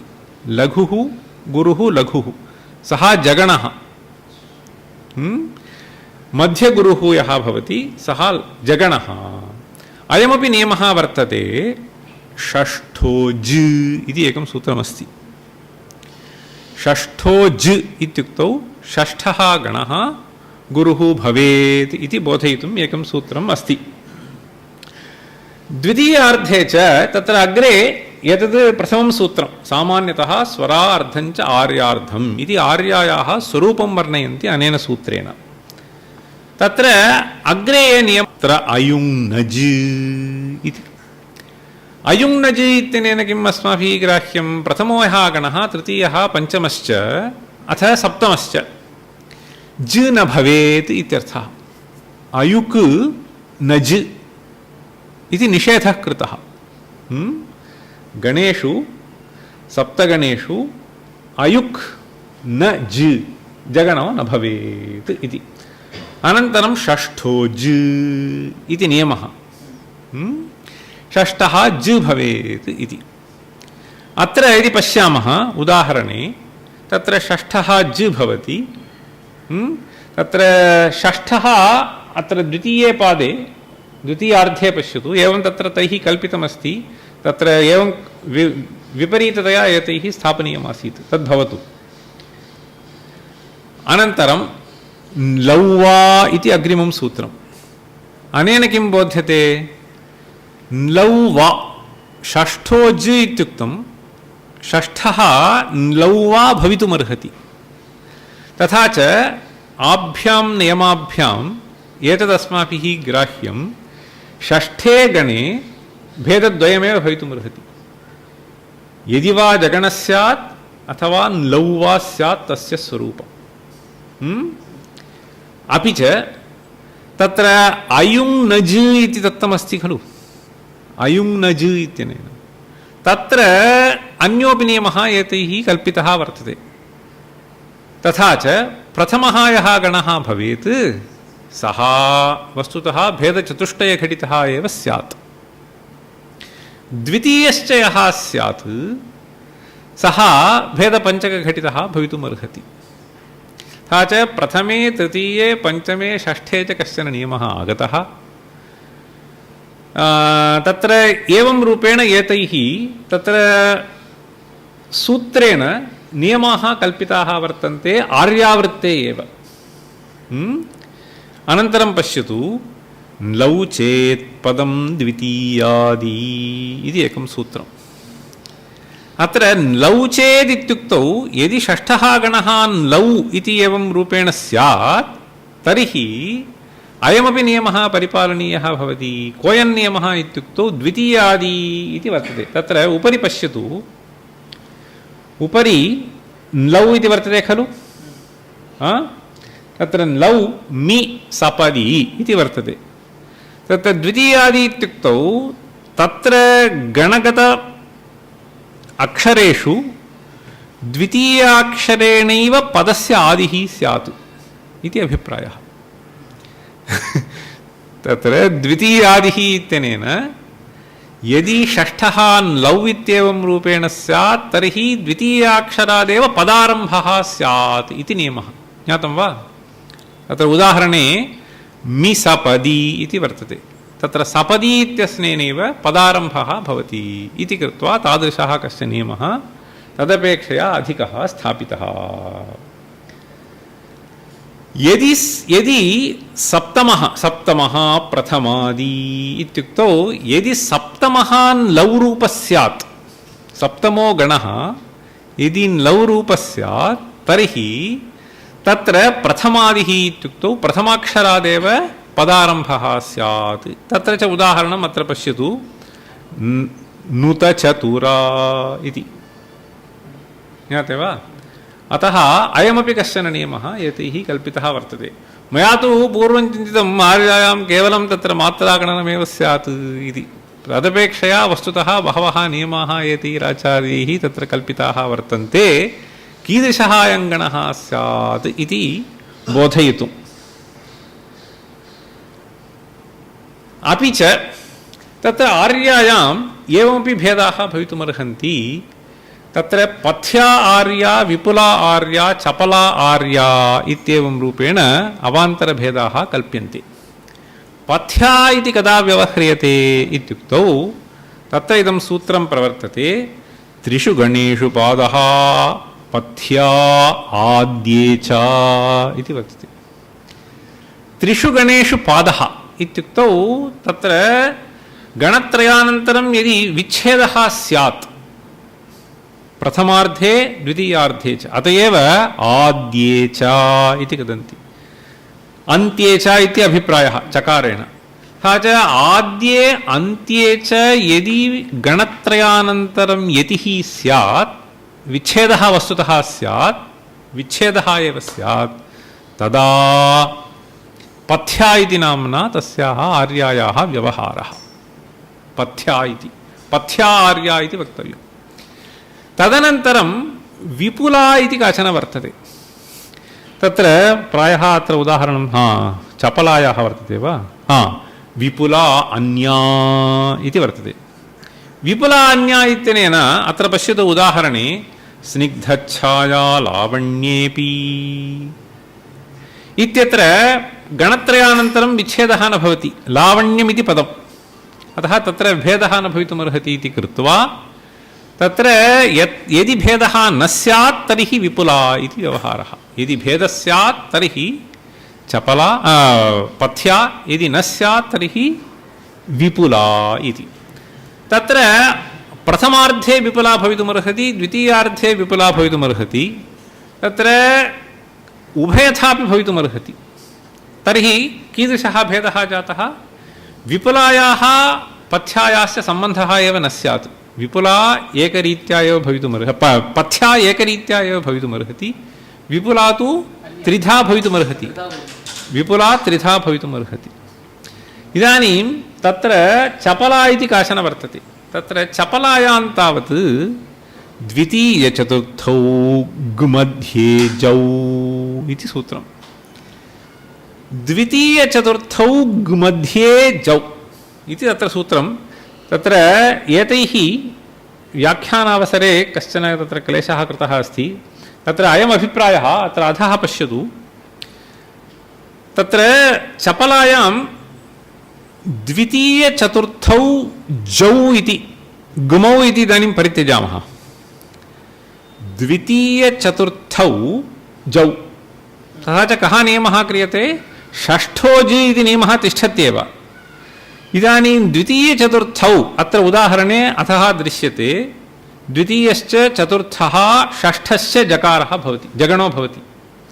सा च द्वितीयचतुर्थौ अपि यदि जौ भवतः, द्वितीयचतुर्थौ यदि जौ भवतः, अपि च कश्चन नियमः वर्तते ग्मध्ये इति। ग्मध्ये इत्यनेन तत्र नहीं, तत्र जगणः यः वर्तते सः गुरुणा उपदष्टः स्यात्। उपदंशः गुरुणा कार्यः इति अभिप्रायः। यदि उपदंशः गुरुणा क्रियेत तर्हि तृतीयस्य एका एव गतिः वर्तते, गुरुद्वयमेव। एवं रूपेण एतैः तत्र एवं सूत्रं प्रवर्तते। तत्र पश्यतु, मुखचपला जघनचपला इति द्विधा भवितुमर्हति पुनः। मुखचपला इत्युक्तौ प्रथमार्धे एवं भवति, जघनचपला इत्यनेन द्वितीयार्धे एवं भवति। तत्र अवान्तरभेदः पुनः एतैः कल्पितः वर्तते। एतदनन्तरं अर्धसमा गीतिः इति वदन्ति। तथा च वस्तुतः पथ्या इति विपुला इति चपला इति आगतं। तदनन्तरम् अर्धसमा गीतिः इति एकं सूत्रम्, आद्यर्धसमा गीतिः इति। तथा च सामान्यतः आर्यायाः एवं लक्षणमुच्यते, यस्याः पादे प्रथमे 12 मात्राः तथा तृतीयेऽपि इति सामान्यतः लक्षणम्। एतच्च लक्षणं वस्तुतः कालिदासकृते ग्रन्थे वर्तते। किं नाम तस्य? श्रुतबोधः।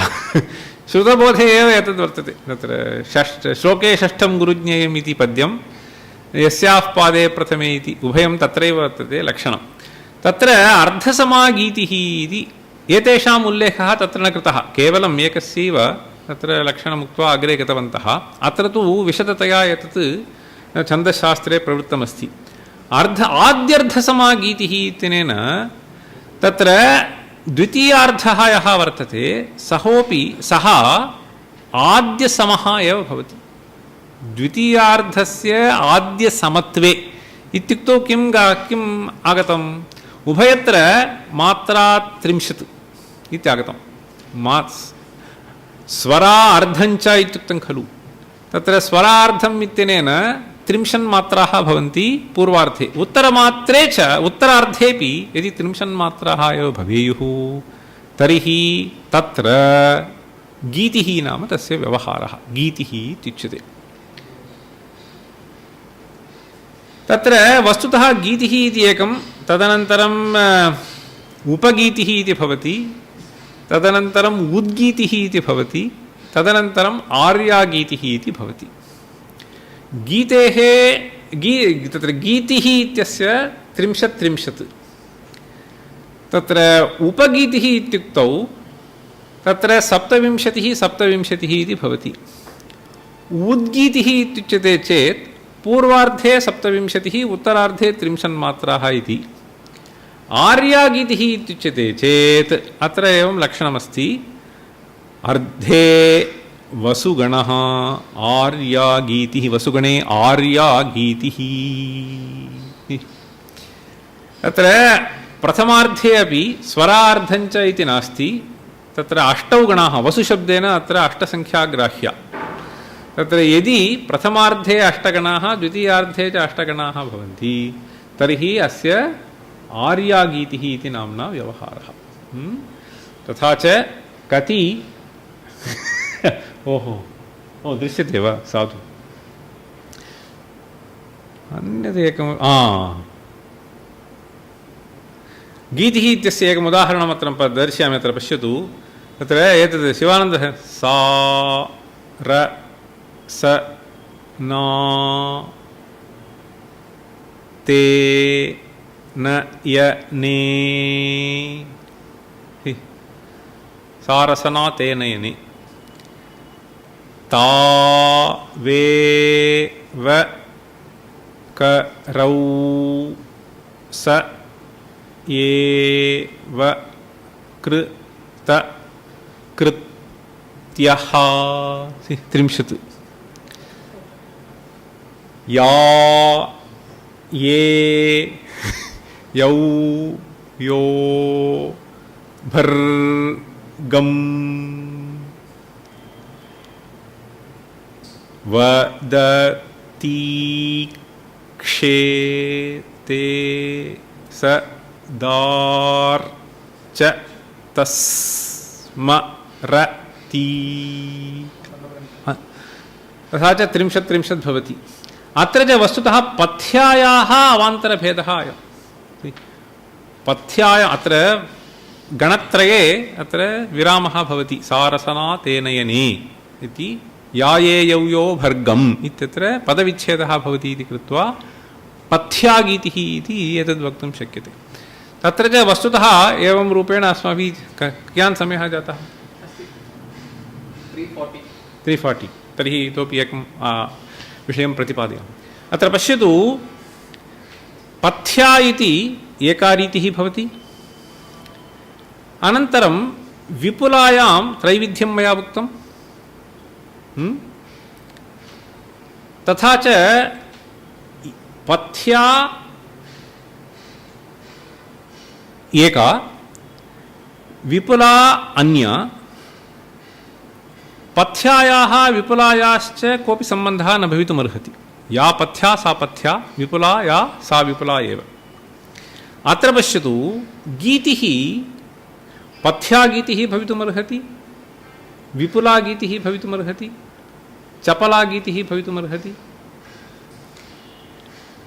तत्र चपला इति या अपरा वर्तते सा कतिविधा भवति इति चिन्तायां क्रियमाणायां चपलापि वस्तुतः पथ्या चपला भवितुमर्हति, विपुला चपला भवितुमर्हति।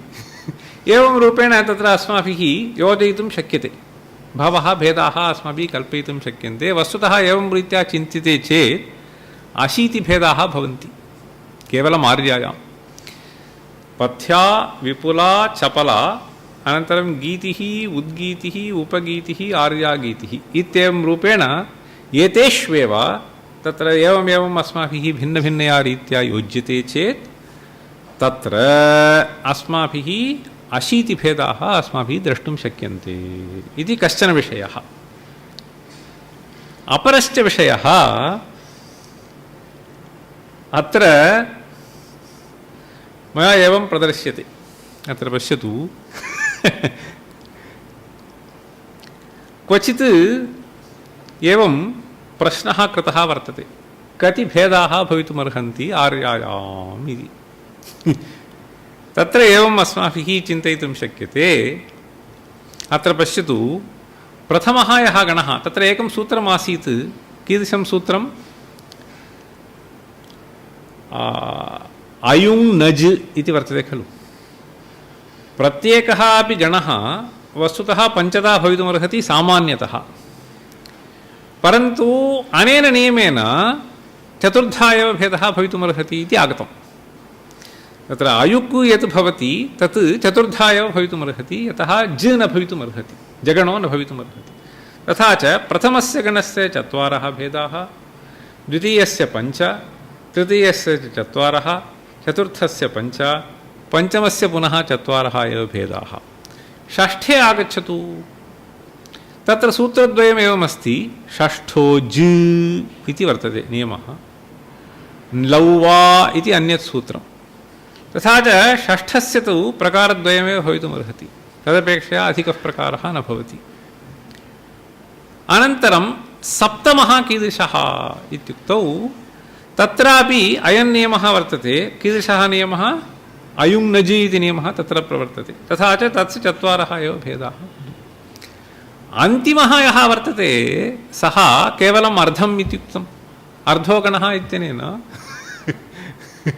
तत्र एकः एव प्रकारः भवति, यतोहि सामान्यतः अन्ततो गत्वा यद्भवति तद्गुरुरेव भवति।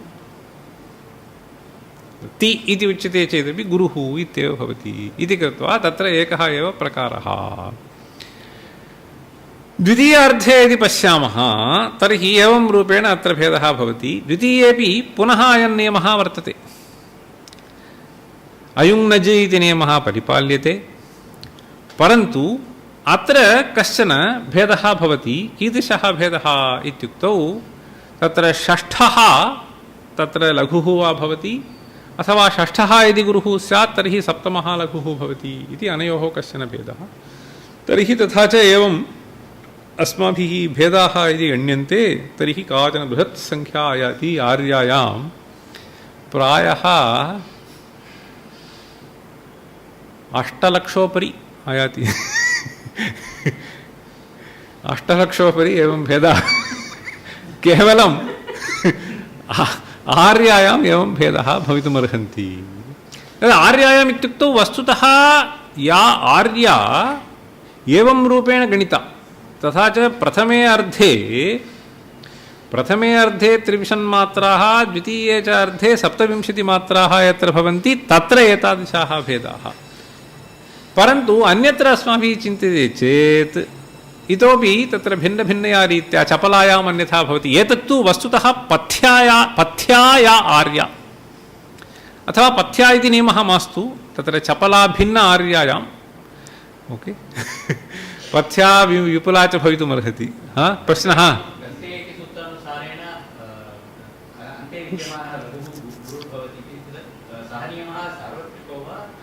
प्रायः सार्वत्रिकः एवमेव तत्र अस्माभिः लोके गृह्यते, परन्तु अत एव यत्र विशिष्य रचना भवति, यथा वा तत्र सर्वत्र लघुः इति, अथवा तत्र ग्लिति समानी इति वर्तते। गुरुः लघुः गुरुः लघुः गुरुः लघुः इत्येवं रूपेण यदा रचना क्रियते, एवमेव प्रमाणिका इत्यादि केचन प्रमाणिका पदद्वयं वदन्ति पञ्चचामरं, तत्र तावत् वस्तुतः लघुः गुरुः लघुः गुरुः इत्येवं रूपेण भवति, परन्तु तत्र प्रकारान्तरेणापि तत्र यदा कश्चन नियमः एतैः आचार्यैः कल्पितः वर्तते तत्र लघुः इत्येव अस्माभिः ग्राह्यं भवति। अथ च वस्तुतः कति भेदाः इति अस्माभिः यदा तत्र एकैकेन सूत्रेण द्विर्द्यूनन्तदन्तानां सूत्रमासीत् खलु, तत्र द्विर्द्यूनन्तदन्तानाम् इत्यत्र यदि अस्माभिः अन्ततो विद्यमानः लघुः इत्येव गुरुः इत्येव गृह्येत तर्हि भेदेषु तदर्थमेव भवितुमर्हति। अतः तथा अस्माभिः, परन्तु सामान्यतः कुतः एवं गन्ते इति सूत्रं प्रविष्टम् इत्युक्तौ मया एवं चिन्त्यते, तत्र उच्चारणं पुरस्कृत्यैव अस्माभिः व्यवस्था कल्प्यते। यदा अस्माभिः विरामः दीयते, लघुर्वा भवतु गुरुर्वा भवतु, पदान्ते विरामः यदा दीयते तदानीं कश्चन लघुः अपि गुरुभूतः एव भवति इति कृत्वा तत्र एतत् पद्यमपि तथैव भवति इति मन्ये। सदार्चतः स्मरति इत्येव खलु अस्माभिः उच्यते। यद्यपि ति इति लघुभूतः अयम् अक्षरः, तथापि एवमेव भवति इति कृत्वा तत्र एवं नियमः गन्ते इति स्थापितः वर्तते। अतः गणनावसरे आर्यायां एवमेव गणना कार्या इति तत्र एतैः आचार्यैः प्रक्रिया कल्पिता वर्तते। अपि च तत्र एतत् मया यद्यत् चिन्तितं तत्सर्वं तत्र मात्राविषये अपि च आर्याविषये, एतदपेक्षया आर्याम् अतिरिच्य तत्र केवलं मात्राछन्दः इत्यपि तत्र बहवः छन्दोभेदाः तत्र वर्णिताः दृश्यन्ते। अत एव एतेषां सम्भूय एकं नाम गणच्छन्दः इति दीयते। पथ्या, विपुला, चपला, गीतिः, उद्गीतिः, उपगीतिः, आर्यागीतिः इति एतेषां नाम गणच्छन्दः इति। एतदतिरिक्तं यद्भवति तत्र मात्राच्छन्दः इति नाम्ना व्यवहारः भवति। केवलं मात्राच्छन्दः इति व्यवहारः। अत एव गणच्छन्दः तत्र मात्रामात्रं गण्यते। यथा अस्माभिः वैदिकेषु ग्रन्थेषु केवलम् अक्षरसङ्ख्यामात्रम् अस्माभिः गृह्यते, तत्र नियमः कोऽपि अस्माभिः न दृश्यते।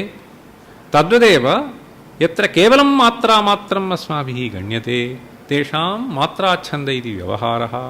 यत्र गणपूर्वकं मात्राः गणना क्रियते तत्र गणच्छन्दः इति व्यवहारः इति सामान्यतः भेदः। तत्र वृत्तच्छन्दः अक्षरच्छन्दः इति तावत् अन्यदेव। तत्र ये भेदाः भवन्ति तत्र तत् अन्यत् प्रकारान्तरेण यतिः आचार्यैः चिन्त्यते। तत्र वृत्तच्छन्दस्य अपि तत्र अर्धसमवृत्तं, समवृत्तं, विषमवृत्तम् इति भवति। तत्र एते तत्र द्वितीयं पद्यं किमस्ति माण्डूक्यस्य प्रज्ञानां शुप्रतानैः स्थिरचरनिकरव्यापिभिर्व्याप्य लोकान् भुक्त्वा भोगान् स्थविष्ठान् पुनरभिधिषणोद्भासितान् कामजन्यान् पीत्वा सर्वान् विशेषान् स्वपिति मधुरभुक् मायया भोजयन्नः मायासङ्ख्यातुरीयं परममृतमजं ब्रह्म यत्तन्नतोऽस्मि. ಅದಕ್ಕೆ ಒಂದು ಇருக்கு, तत्र अन्तिमे पादे तत्र एतत् वस्तुतः शार्दूलविक्रीडिते, इदं सम्यक् वर्तते. तदुत्तरपद्यं यदस्ति तत् पीत्वा सर्वान् लोकान् सपिति मधुरभुग्मया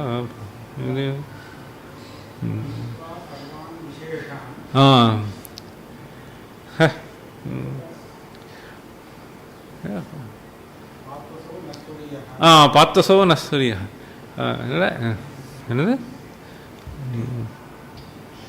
नतोऽस्मि यो विश्वात्मा विधिज विषयान् प्राश्य भोगान् स्थविष्ठान् पश्चाच्चान्यान् स्वमति विभवान् पश्चाच्चान्यान् स्वमति विभवान्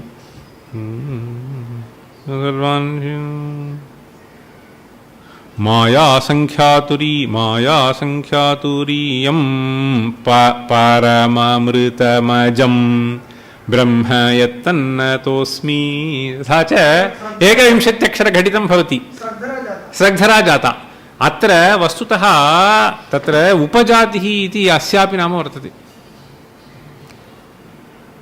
उपजातिः इति सामान्यतः अतः मया उक्तं तत्र वस्तुतः एतत् विषमच्छन्दसि अन्तर्भवति इति वक्तुं शक्यते परन्तु सर्वत्र विषमत्वं नास्ति पादत्रये एकया रीत्या अन्तिमे च द्वेधा तत्र सामान्यतः उपजातिः इति इन्द्रवज्रायाः उपेन्द्रवज्रायाश्च यत्र मेलनं भवति तत्र उपजातिः इत्युच्यते परन्तु अस्यापि उपजातिनाम्ना व्यवहारः कृतः वर्तते अस्मिन् शास्त्रे शास्त्रे अत्रैव वर्तते उपजातिः इति तत्र वस्तुतः अग्रे पञ्चमे वा षष्ठे वा अध्याये तत्र एते सर्वे विषयाः अत्र विचारिताः सन्ति तत्र इदं पद्यमपि अत्र अस्माभिः उपजातिनाम्ना व्यवहारः कर्तव्यः इति बहुत्र उपजातिः भवितुमर्हति अयमपि उपजातिवृत्ते इति तत्र एवमस्ति तथा च कुतः एतदुक्तम् इत्युक्तौ तत्र अक्षरच्छन्दसि समच्छन्दः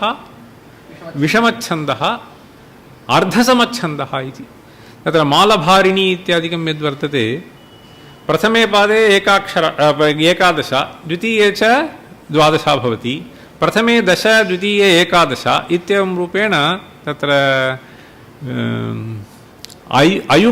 अयुक्पादेषु एका रीतिः युक्पादेषु च एका रीतिः इत्येवं रूपेण तत्रापि भेदाः एतैः आचार्यैः चिन्तिताः वर्तन्ते वस्तुतः एतत् किमर्थम् उत्साहजनकमासीत् इत्युक्तौ एतच्च वस्तुतः तैः आचार्यैः तदा रचितं प्रायः 1200 प्राक् तदानीमपि एतादृशभेदाः विचारिताः इत्युक्तौ तादृशं साहित्यम् आसीदिति अहं भावये नो चेत् एवं विचारणां कर्तुम् अवसरः एव नास्ति परन्तु ते ग्रन्थाः इदानीं तावन्तः नोपलभ्यन्ते एव तत्र आर्यायाम् अवान्तरभेदाः एतावद्रूपेण एतैः चिन्तिताः इत्युक्तौ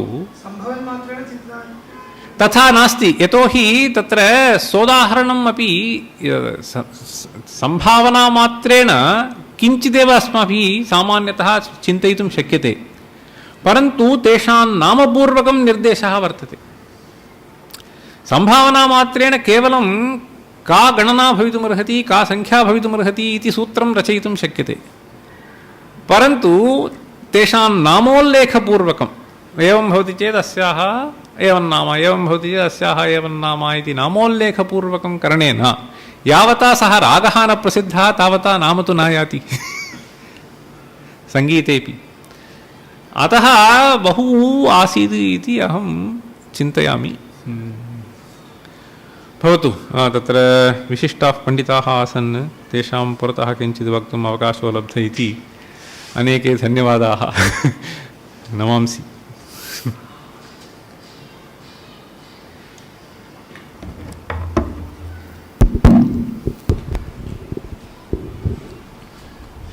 छन्दशास्त्रस्य एतादृशं विशिष्टं स्वरूपं निहितमस्ति इति अस्माभिः इदानीं ज्ञायते बहुविधाः प्रभेदाः सन्ति इति आवेदितम् इदानीं तेभ्यः धन्यवादाः समर्प्यन्ते किन्तु अत्र एका आशङ्का भवति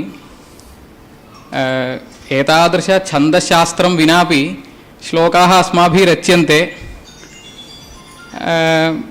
अथवा रचनार्थं प्रयत्नः क्रियते इति तु अस्ति। तर्हि अस्य छन्दशास्त्रस्य किं प्रयोजनम् इति आशङ्कायां यथा अपूर्वसाधनीभूत पर्णतोद्देशेन जुहूद्देशेन पर्णताविधिः तद्वदेव इदं छन्दशास्त्रम् अधीत्य श्लोकानां रचने सति अभ्युदयं कल्पयामः।